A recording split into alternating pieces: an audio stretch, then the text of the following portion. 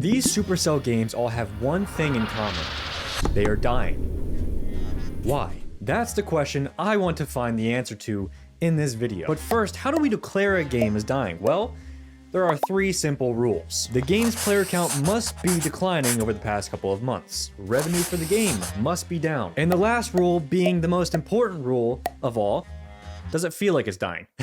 This one's going to be a lot harder to prove statistically, but it's a fun one that I will enjoy. Smile. Boom Beach. It sure looks like someone boomed all over this beach. Right, guys? Right.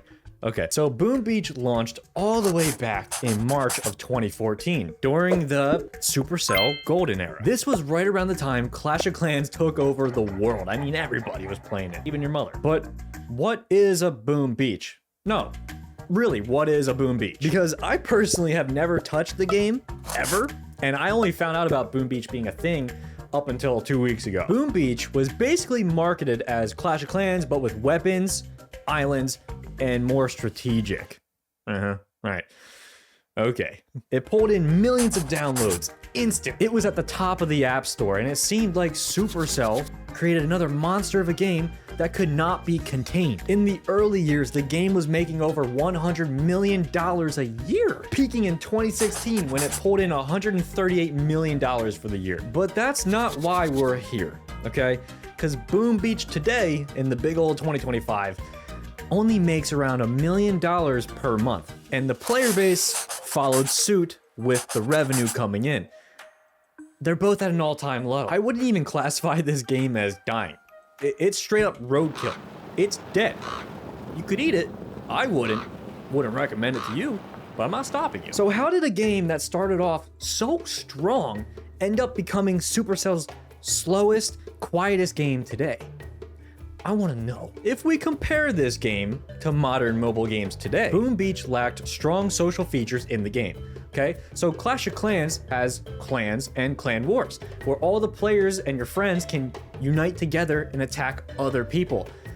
Boom Beach didn't have that, and doesn't have that. They actually didn't have anything remotely close to it, which, to me, isolates the game completely. Like, why go over to your friend's house, which is Boom Beach, when you have another friend, which is Clash of Clans, who you like just as much, but that friend has a pool in his backyard and a movie theater in the basement and a trampoline. Seems like I'm going with this friend every single time. Now, the lack of social features in a game isn't going to make or break a game's projection or its future, but a lack of updates to the game will do that. But you know what hurts even more is when the game does do updates, but the updates have literal 0 impact to the game. And that's exactly what happened to Boom Beach. This game had regular good updates at first. In the 2016, 2017, this game was getting so many updates. But towards the end of 2017, they just stopped updating the game.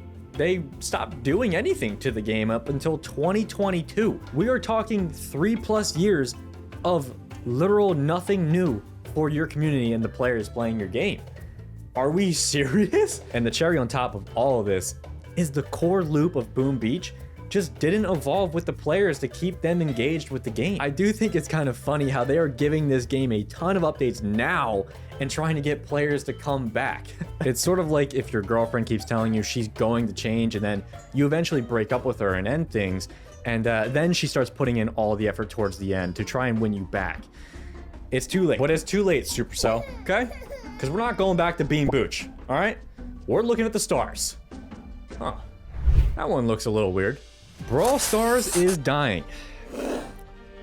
Is it though? I have seen countless amount of videos on YouTube saying that Brawl Stars is dying. This game is dying. I took a look at the viewership from the main content creators on the game, and yeah, I would say the viewership is down. But could this be because 2024 just so happened to be Brawl Stars' best year ever? No, like seriously guys, Brawl Stars had its best year last year, and maybe we are just witnessing the drop. Maybe we're in the drop right now.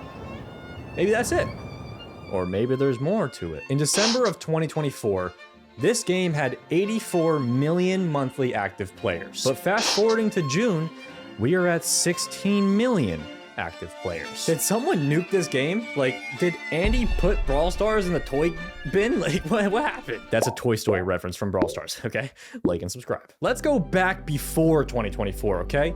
Brawl Stars was already in a slow decline in revenue and players. And the whole reason for Brawl Stars' breakout in revenue and players in 2024 is because they started experimenting with monetization tactics in the game. They put a bunch of resources into esports. They removed loot boxes and then they brought loot boxes back. They added hypercharges. They added star drops. They improved the battle pass and they created more engaging live events throughout the year. I mean, they added a bunch of stuff in 2024. And sure, this seems like a good change for short-term gain for Supercell. But we're talking about long-term for the players to keep coming back to your game. And eventually, those players are going to get tired of the same old tricks you keep giving them. And maybe that's what we're experiencing right now. This guy on Reddit said it best. Hypercharges are a brand new ability locked behind the highest level, costing way too much gold. And after gears and hypercharge changes, you need around 3 times the gold compared to before. I think it's safe to say that 2024's huge revenue spike for Brawl Stars wasn't just more players. It was just more monetization pressure for each player, which bought Supercell an absolute monster. But now we're seeing a 10 to 20% drop in players in 2025. Why? Because people don't want to become friends with Frankenstein. He's a monster. And I know Frankenstein was actually a good person. He had a heart, but like that doesn't work for the joke that I just said. So like and subscribe. Okay. A bunch of monetization tactics to get your players to spend money isn't going to drive every player away and ruin the game. I mean, take a look at Raid Shadow Legends. They found a way to literally scam their audience and they keep coming back and playing. There has to be more to it. I'm going to say something crazy and I want you to bear with me. What if Brawl Stars just isn't fun anymore? And what I mean by that is the game has over 90 brawlers already. Maybe even 100 by the time you're watching this video. Maybe even 100 by the time I'm making this video. Each brawler has its own star powers, its own gadgets, its own hypercharges, its own gears. There are so many overlapping mechanics, so many interactions in the game that are probably really hard to balance. And don't even get me started on the huge power gaps between a free-to-play player and a person who spends money on the game. From an outsider's perspective, the matchmaking in this game must be dreadful. On paper, Brawl Stars is bigger than it ever was. More brawlers, more systems, more modes, but have we not learned that simple is more? The complexity in the game makes it way harder to balance and matchmake fairly. Players are going to feel some kind of way when each game is stomp or be stomped. And that frustration starts to show when players start uninstalling the game, which the charts are showing that exactly to be happening. They gained 4 million monthly users in 2024 and then lost that same 4 million users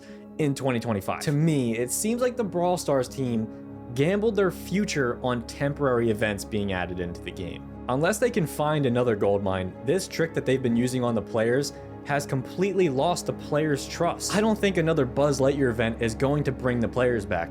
I don't think a Stranger Things collab is going to bring your players back. Maybe for a short term, but you'll keep seeing the massive decline in players each month if you continue to go down this route. I hope Brawl Stars can figure it out because I don't want to see another Supercell game like that get busted out of the main rotation, like our next one. Well guys, this one is a little interesting because I had this video planned for about a month or two, and I had the ideas written out and the games written out and all the talking points I wanted to have. Well, this game actually did die, officially. As of October 30th, 2025, Supercell announced the decision to end active development for Squad Busters. Where did they go wrong with this game? They even stated in the beginning that they are risking big for this game. And it doesn't ever look good when the company of the game comes out and says this while it's still out. The game did not meet the high expectations that both you, our players, and we at Supercell have for our games. This whole statement they put out kind of reminds me of when two influencers break up and then they put out a statement saying, oh, you know, it was a mutual decision and we both love each other and are parting our ways. And then 3 months later, you find out all the dirty details that someone messed up, someone cheated, someone did something. It reminds me of that. The best explanation I have for why Squad Busters died and was canceled is because Supercell overestimated their pull. You see guys, This isn't the Supercell golden era anymore, okay? Where they can just put out any game they want and immediate success follows suit. If you played Squad Busters, the game isn't really that unique. It didn't feel that different from the other games that Supercell put out or the other games that are available on the market. They spent so much money on Squad Busters and advertising around the game. It was destined to fail. They put this game in the spotlight and tried to shove it down everyone's throat. It just didn't work because the product wasn't there. Although this video is about Supercell's failures, it's important to note, even though that they fail a lot of times, they keep showing up. They continue to make games, even if it's a big or small failure, which we can all look at and admire, okay? Go out there and get your failures out of the way. Go and fail at everything and anything, because failing means you're trying, and you can't fail if you don't try. See you guys.